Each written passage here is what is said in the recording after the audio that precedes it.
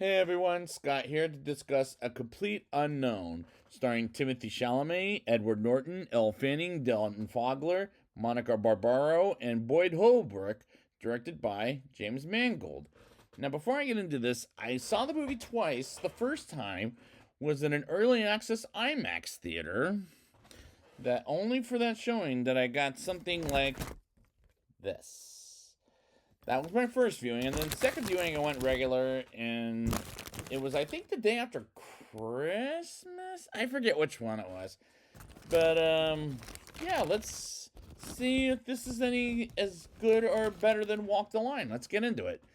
It's 1961 as we get introduced to a young musician named Bob Dylan, or Bobby as they called him at first, played by Timothy Chalamet, arriving in New York City as he's determined to meet with his idol, Woody Guthrie, played by Scoot McNairy, whom I reviewed in a ton of movies at this point, who's in the mental hospital in New Jersey, as Peter Seeger, played by Edward Norton, has to face the judge in a courtroom because of a second grade politician who didn't like his song, as he helps Woody with it.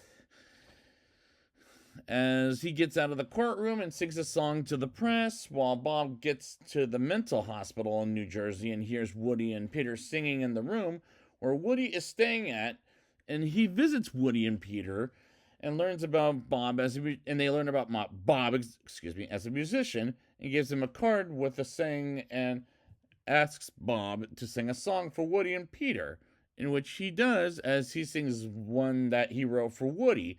And I like the characters, as Timothy Chalamet does a great performance as Bob Dylan, and Edward Norton looks relaxed as Peter Seeger, and Scoot McNairy does a good job at playing Woody Guthrie.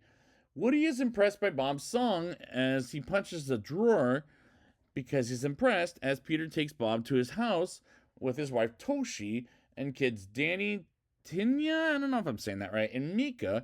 And I like the songs Bob is singing or practicing singing to Peter's family, and these scenes in the beginning are funny in a charming kind of way.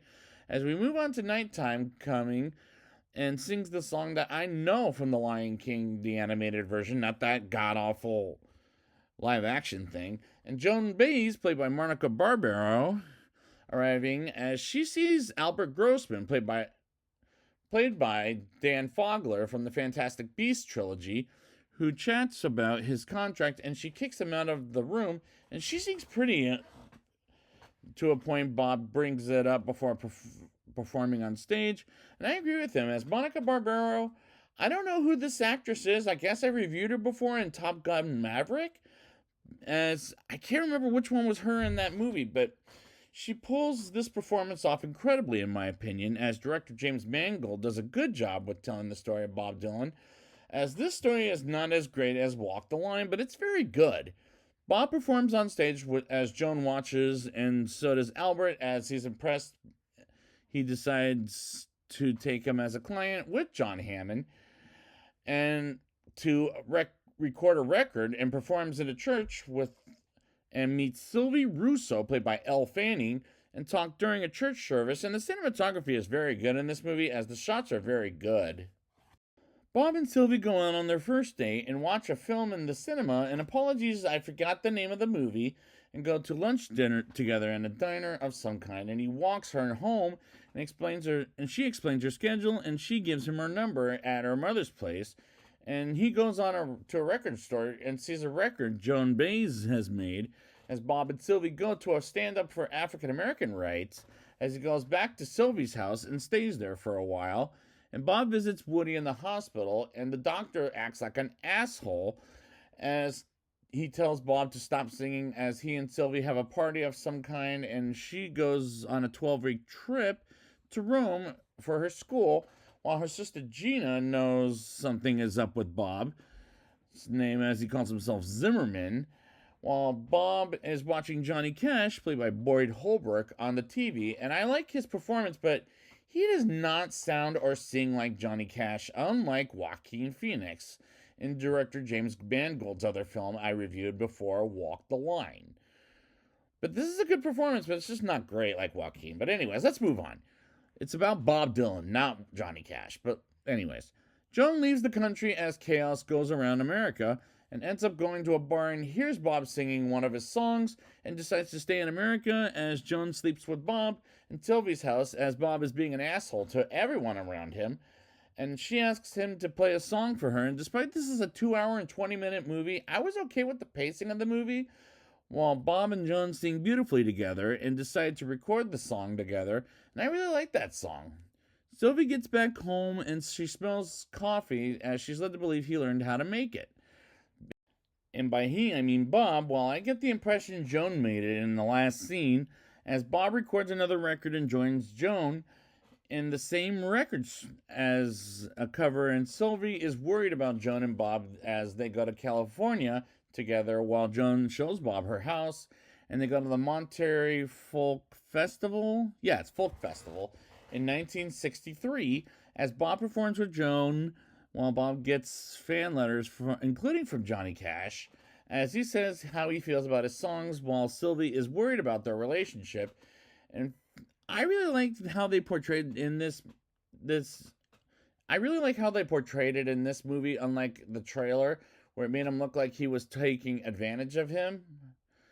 And by he, I mean Johnny Cash taking advantage of Bob Dylan. But he's a much better character than that. And I'm liking the movie at this point because it's telling a good biopic story about Bob Dylan. Woody tells Peter to give something to Bob as we get on the TV a story about how President Kennedy died as we move on to the year 1964 in California for the folk concert, while Sylvie and Gina watches as Johnny Cash performs before Bob. And after Joan, as if anyone misinterpret what I said about Boyd Holbrook's version of Johnny Cash, don't get me wrong, he does a good job as Johnny Cash. He's just not as good as Joaquin, in my opinion. Phoenix, I mean.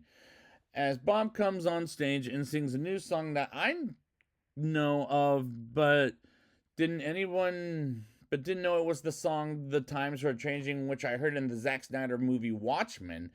And I'm thinking, I want to download that song after my second viewing of this movie. I mean, it's a great song. We move on to 1965 as Bob and Sylvie break up with one another and he owns a motorcycle and Bob becomes a bigger asshole than he was in the past while he brings another woman named Becca to a party, and Peter and Toshi as they sing a song together, and Afterhand gets overwhelmed while a man in the elevator with Bob and Becca as it's Bobby Newirth of all people. And Bob walks away from Becca because she said she loves him, and he finds it creepy because he doesn't know who the fuck she is. And he goes to the club to get harassed by fans, and Bobby helps him up after some fucking asshole punches Bob in the face and goes to Sylvie's place at 4 o'clock in the morning and gets the towel on his face, and he hears another man and storms out from there, as I thought it was her boyfriend. And the writing is very good in the movie. Bob decides to piss people off by making a new song while Peter wants Bob Dylan to go on the stage as they hear his music, and it sounds very electric as Bob goes through recording a record laughing his ass off. As we move on to a TV show where Peter hosts and did have Bob on the show until Jesse Malfak took over, and Bob shows up at the last minute with Bobby while it's recorded live, and Bob and Jesse sing blues songs together and knocks on one apartment after another to find Joan until she opened the door and crashes out her apartment while writing a song, and she asks him to leave. And the acting is very good in this movie. Bob goes on tour with Joan as the audience begs for them to sing a song together, as Bob doesn't want to sing that song and acts like a Class A jackass by making a bullshit lie about how his guitar broke on the way to the tour when it was playing rather fine. Well, the next day comes and Bobby records a new song as Bob enters and meets Al Cooper and acts like a Class A jackass to him to make him prove he can play a guitar, but he ends up playing the piano and creates the sound for the new song as he bumps into Peter, and they have a brief chat, and he invites Sylvie to the concert in Newport.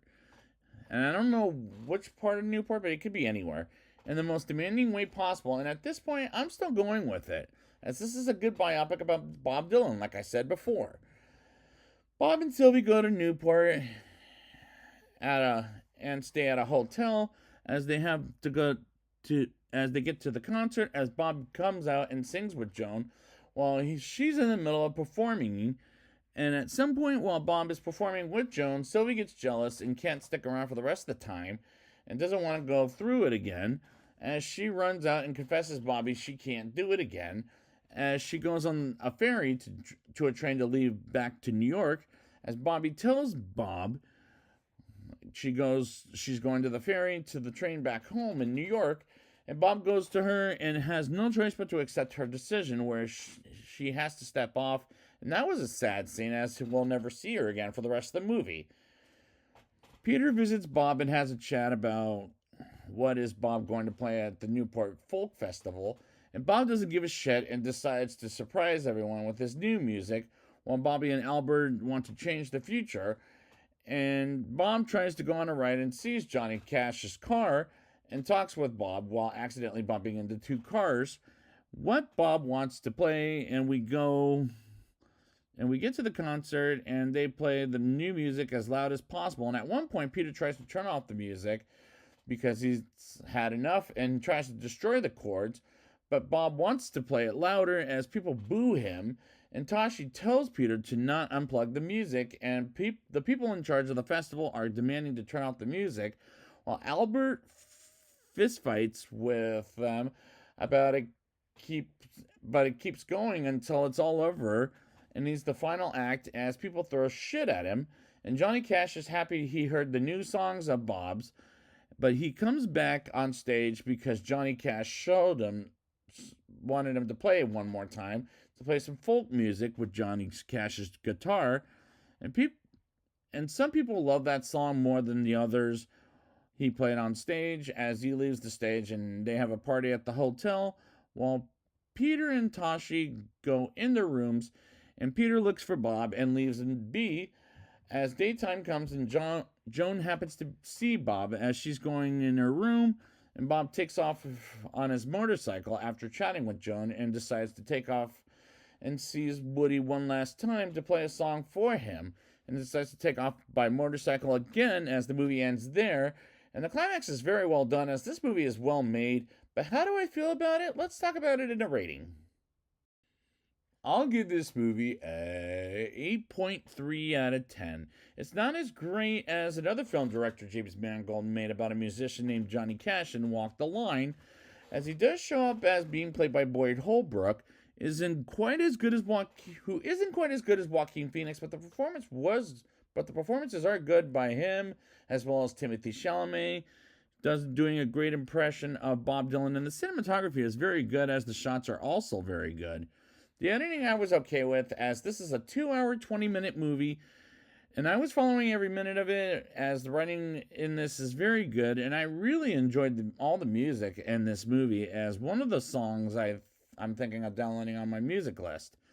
The acting is very good, and the movie was sad at times, sure, and at the end of the day, I really liked the movie as it's a great movie, but not as great as Walk the Line in my opinion, but still a solid recommendation as director James Mangold does a good job at following singers' lives, and it's a very good biopic of Bob Dylan. So I would like to thank you guys for joining me for doing this filmography on James Mangold. And until then, for the times they are within.